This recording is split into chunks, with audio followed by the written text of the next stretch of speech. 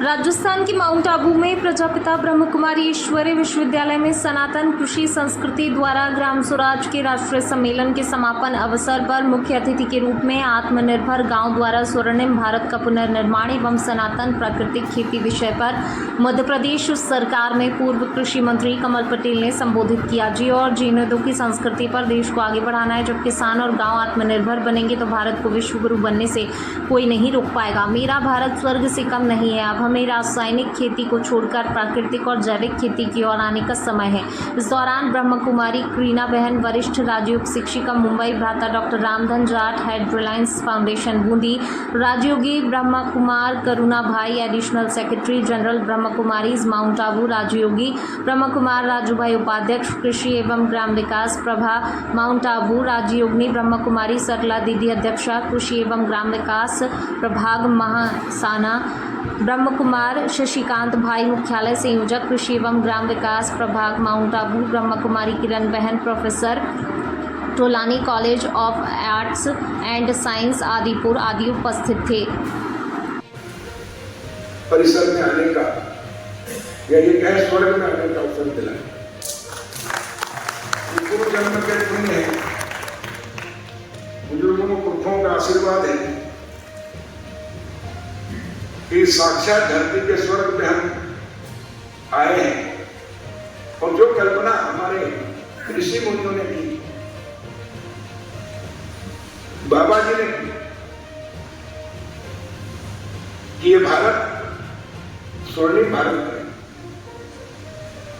हमारी भारत की सनातन संस्कृति जियो और जीने दो। पूरे विश्व को एक कुटुंब के रूप में हम मानते हैं और इसलिए हमारी संस्कृति में सिर्फ मनुष्य नहीं, मानव ही नहीं, पेड़ पौधे, पशु पक्षी, पर्वत, नदी, पहाड़, ये सब ईश्वर की देन है। हम एक दूसरे के पूरक हैं, एक दूसरे के मित्र हैं, एक दूसरे के सहयोगी हैं। और इसलिए हम जिस प्रकार अपने अपने परिवार के लिए काम। क्राफ्ट रूट्स प्रदर्शनी 2025 का शुभारंभ। भारतीय हस्तशिल्प की महक से गुलजार हुआ इंदौर, देश भर के कलाकारों को मिला साझा मंच। भारतीय कला और शिल्प की गरिमा को समर्पित क्राफ्ट रूट्स प्रदर्शनी 2025 का शुभारंभ इंदौर के बास्केटबॉल कॉम्प्लेक्स रेस्कोस रोड पर हुआ। ये प्रदर्शनी 22 से 26 मई तक प्रतिदिन सुबह 10:30 से रात 9 बजे तक आमजन के लिए। शुभारंभ समारोह में उत्तर प्रदेश की राज्यपाल आनंदीबेन पटेल, पूर्व लोकसभा अध्यक्ष महाजन, state press club Madhya Pradesh के अध्यक्ष प्रवीण खारीवाल, क्राफ्ट की संस्थापिका अनार पटेल, सीईओ अनिल छतवाल और कला स्तंभ के निदेशक पुष्कर सोनी मंच पर उपस्थित रहे। राज्यपाल आनंदीबेन पटेल ने कहा, भारतीय ग्राम संस्कृति और हस्तकला हमारी आत्मा है। इस प्रकार के आयोजनों से न केवल कारीगरों को नई पहचान मिलती है बल्कि देश की सांस्कृतिक विविधता सामने आती है। पूर्व लोकसभा अध्यक्ष सुमित्रा महाजन ने कहा, जब आनंदीबेन जी शिक्षा मंत्री तब उनसे मुझे बहुत सीखने को मिला। ग्राम शिल्प और क्राफ्ट शुरुआत वाकई में जिस तरह से कलाकारों को देश भर में मंच मिल रहा है वह अतुलनीय है। क्राफ्ट रूट संस्था, जो कि देश भर के 22 राज्यों के 35,000 से अधिक कारीगरों से जुड़ी है, इस प्रदर्शनी के माध्यम से 70 से अधिक विशिष्ट शिल्पों को एक ही छत के नीचे ला रही है। पिचवाई पेंटिंग राजस्थान, आंधुल चित्र पश्चिम बंगाल, आलता शिल्प जैसी कला विधाएं यहाँ लाइव के साथ दर्शकों को आकर्षित कर रही हैं। बॉलीवुड एक्टर मुकुल देव, जो सलमान खान, संजय दत्त और शाहिद कपूर जैसे सितारों के साथ कई फिल्मों में नजर आ चुके हैं, उनका 53 साल की उम्र में निधन हो गया। वे लंबे समय से बीमार थे और इलाज के दौरान उनका निधन हुआ, जिससे फिल्म इंडस्ट्री में शोक की लहर दौड़ पड़ी है। संत कबीर नगर के CHC खलीलाबाद के अधीक्षक डॉक्टर वरुण दुबे पर अश्लील वीडियो बनाने और पत्नी से मारपीट के आरोप लगे हैं। पत्नी ने ट्रांसजेंडर बुलाकर वीडियो बनाने का आरोप लगाया। डॉक्टर दुबे ने इन आरोपों को प्रॉपर्टी विवाद की साजिश बताया और कहा, पत्नी उनकी हत्या तक करवा सकती है। उन्होंने खुद को भेड़ियों के बीच फंसा बताया और दावा किया कि ससुराल पक्ष दबाव बनाकर उनके साले की मदद कराना चाहता था। फिलहाल पुलिस मामले की जाँच कर रही है।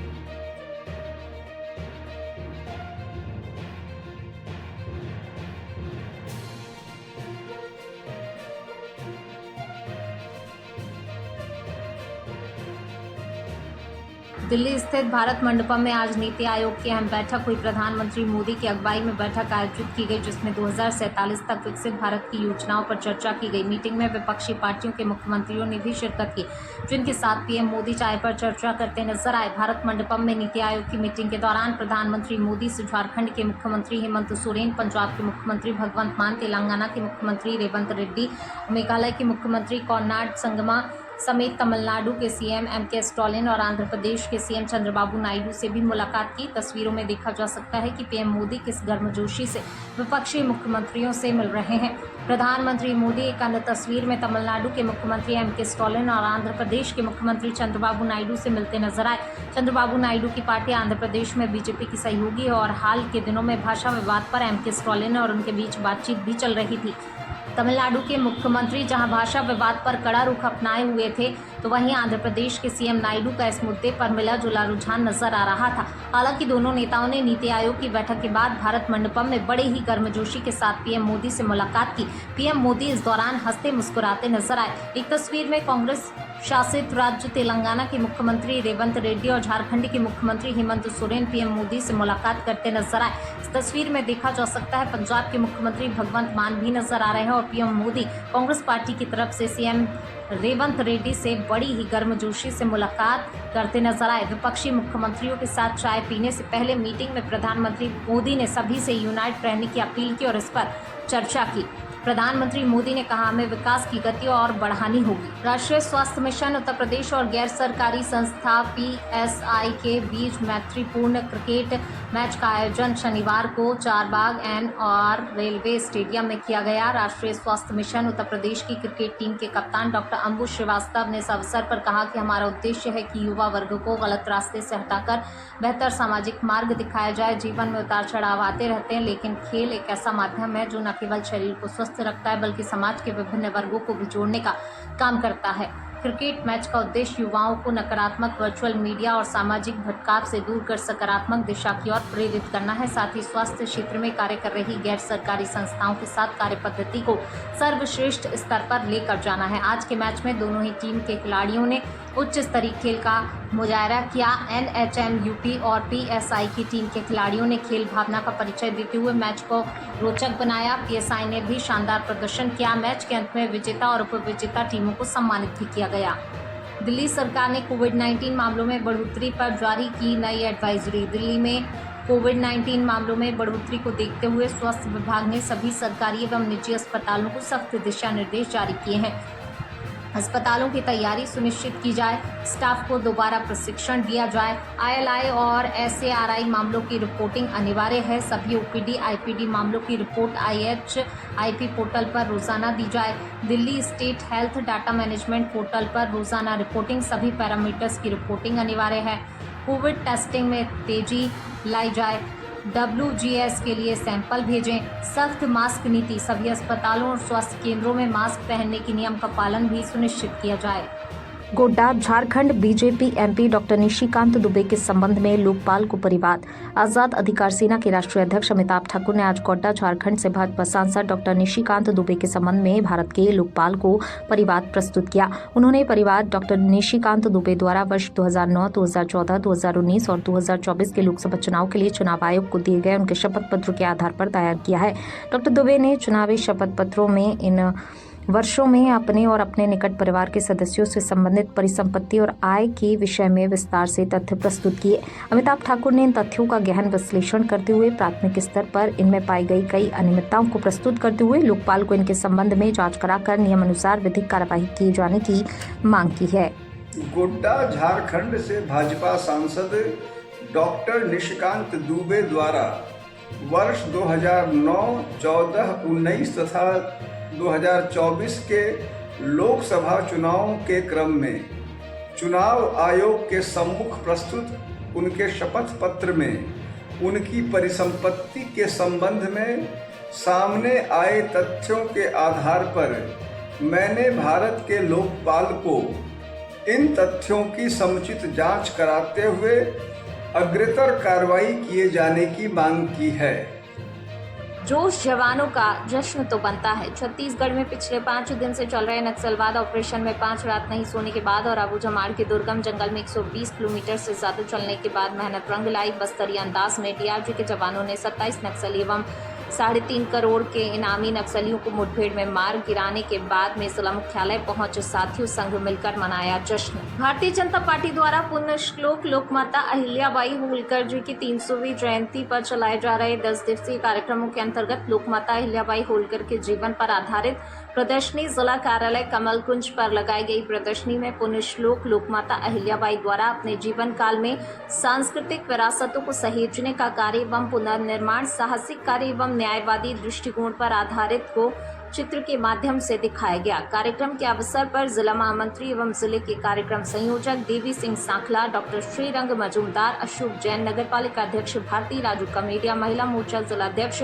अनीता अग्रवाल, प्रदर्शनी संयोजक सौरभ तिवारी सहित सभी कार्यकर्ता उपस्थित थे। हरदा जिले के किसानों की ग्रीष्मकालीन मूंग फसल तैयार हो चुकी है। फसल की खरीदी प्रतिवर्ष समर्थन मूल्य पर की जाती है, परंतु वर्तमान में सरकार द्वारा किसानों की ग्रीष्मकालीन मूंग फसल की खरीदी समर्थन मूल्य पर करने हेतु कोई योजना नहीं बनाई। मूंग खरीदी बंद को लेकर विधायक डॉक्टर रामकिशोर दोगने के नेतृत्व में खिरकिया कृषि उपज मंडी के सामने सैकड़ों कांग्रेसियों एवं किसानों द्वारा धरना प्रदर्शन किया। किसान कांग्रेस प्रदेश अध्यक्ष धर्मेंद्र सिंह चौहान ने भाजपा सरकार पर निशाना साधते हुए बताया, व्यापारियों को लाभ पहुंचाने के लिए मूंग की खरीदी नहीं की जा रही है। किसानों की मांग पूरी नहीं हुई तो भाजपा के मंत्रियों का घेराव करेंगे, साथ ही सारे विधायकों के घरों का घेराव करेंगे।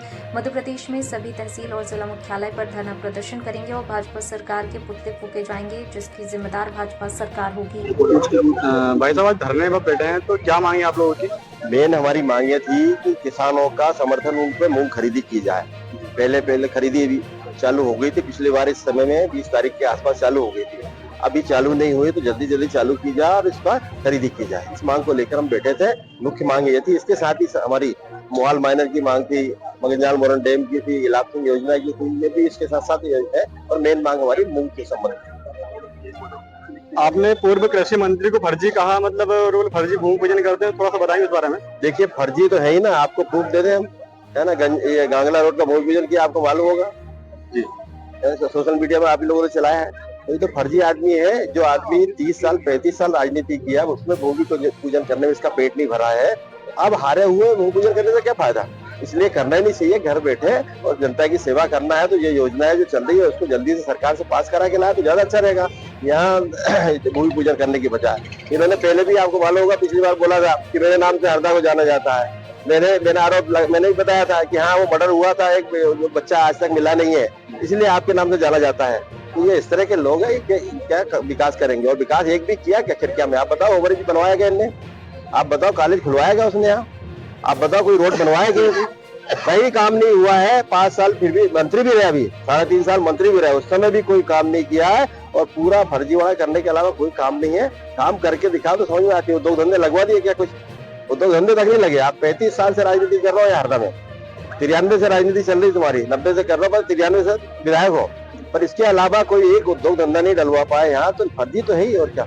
वो फर्जी काम करते ही टोटल ये गेती फावड़ा लेके चलते हैं और भूमि पूजन करते हैं। इसके अलावा इनके पास कोई काम नहीं है। आज ये जो धरना प्रदर्शन हुआ है, तो मूंग खरीदी के लिए किसान कांग्रेस या फिर जो भी कांग्रेस कमेटी है वो अंतिम तारीख सरकार को क्या देना चाहेगी?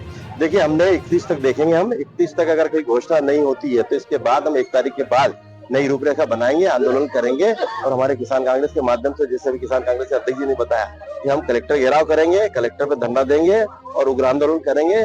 और इसके साथ ही हमारे प्रदेश अध्यक्ष जी ने जैसे बताया कि जो मंत्री है, विधायक है, उनके घरों को घेराव करेंगे। जो भाजपा के मंत्री है उनके घरों का घेराव कराएंगे। तो इस तरह की योजना है। मूंग खरीदी करना चाहिए किसानों को।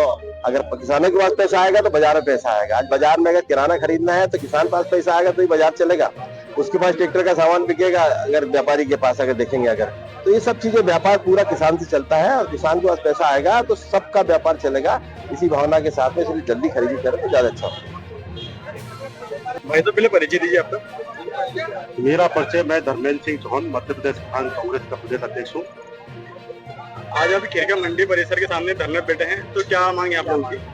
देखिए मांग पिछली वर्ष जो है 20 मई को पूरे मध्य प्रदेश के अंदर मूंग का पंजीयन स्टार्ट हो गया था। आज 24 मई हो गई, ना ही अभी तक पंजीयन स्टार्ट हुआ, ना ही पूरे मध्य प्रदेश में सरकार का कहीं आदेश जारी हुआ कि मूंग की खरीदी करेंगे या नहीं करेंगे।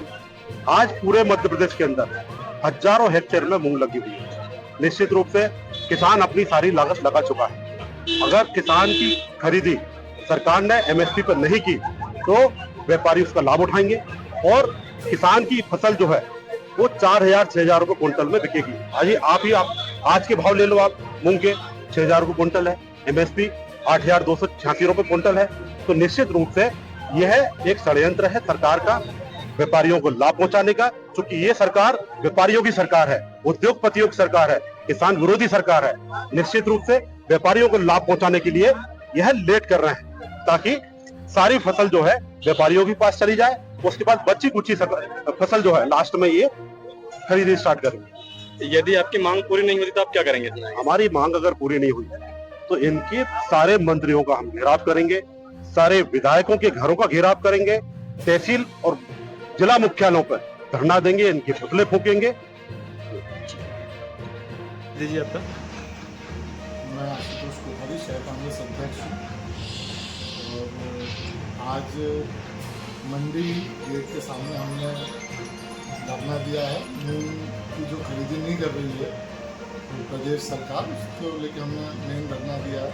इसके अलावा किसानों की और भी समस्या है, जिससे उनको यूरिया नहीं मिल पाता है और पानी नहीं मिल पा रहा है। कहा गया है कि हरदा जिला पूर्ण सिंचित हो गया, जबकि ऐसा नहीं है। अभी 10 या 20% ही सिंचित है। अब एक योजना भी आई है, सिंचाई योजना, उसमें छिपावड़ को छोड़ दिया गया। 1 लाख सिंह योजना आई है, उसमें छिपावड़ को छोड़ दिया गया है। जो छिपावड़ जो कि हरदा जिले का बहुत बड़ा गांव है, उसको पूरी तरीके से छोड़ दिया गया है। और इस तरीके से जो भाजपा सरकार कर रही है या उनकी जो ये नीति है, ये ठीक नहीं है। पानी हर किसान को मिलना चाहिए, मूंग का खरीदी होनी चाहिए। मूंग का एक एक दाना जब तक नहीं सरकार खरीदेगी, हम पीछे नहीं हटेंगे।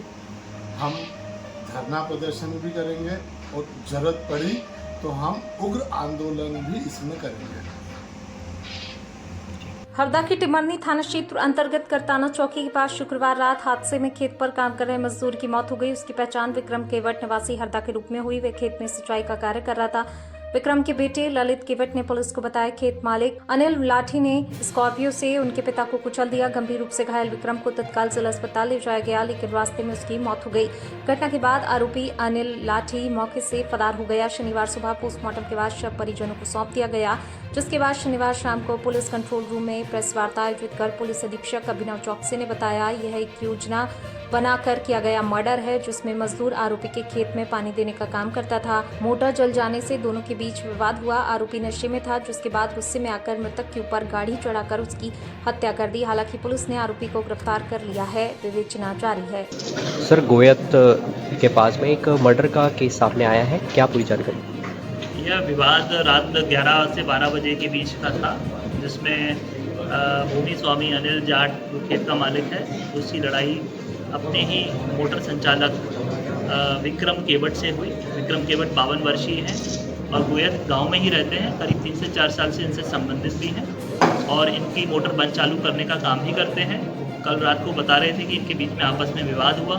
विवाद की वजह यह थी कि मोटर जल गई थी। इसके बाद विवाद आगे बढ़ता है और इसके बाद जो खेत मालिक थे अनिल जाट, उनके द्वारा अपनी एक स्वयं के वाहन से गाड़ी चढ़ाकर इनकी मृत्यु कर दी गई, जिनके ऊपर अभी एफआईआर की जा रही है, 302 की कायमी की जा रही है। सर, आरोपी की गिरफ्तारी हो चुकी है? आरोपी अभी हमने राउंड अप कर लिया है। पंजाब के जालंधर में आया बहुत तेज तूफान। 100 फीट ऊंचा पोल एवं कई पेड़ गिरे। पोल पर तिरंगा लहरा रहा था। पोल के नीचे कई गाड़ियां दबी। एक लड़की की मौत। पुलिस सड़क से पेड़ हटाकर यातायात बहाल करने में जुटी।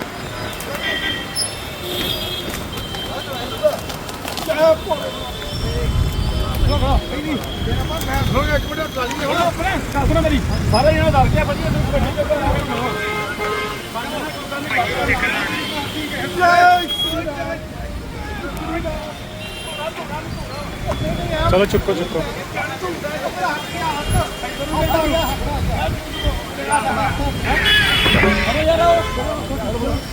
गाजियाबाद में एसीपी कार्यालय की छत गिरी, दरोगा की मलबे में दबने से मौत। लोनी के इंद्रपुरी कॉलोनी स्थित एसीपी कार्यालय की शनिवार देर रात तेज बारिश के चलते छत गिर गई। कार्यालय में सो रहे दरोगा वीरेंद्र कुमार मिश्रा मलबे में दब गए। आज सुबह जब अन्य पुलिसकर्मी पहुंचे तो घटना का पता चला। मलबे से निकालकर वीरेंद्र कुमार मिश्रा को अस्पताल ले जाया गया, जहां उन्हें मृत घोषित कर दिया। एसीपी अंकुर बिहार अजय के अनुसार रात करीब 2:30 बजे तेज बारिश के चलते उनके कार्यालय के बाहर एक कमरे की छत गिर गई। उन्होंने कहा कि संबंधित अधिकारियों को हादसे से अवगत करा दिया गया है।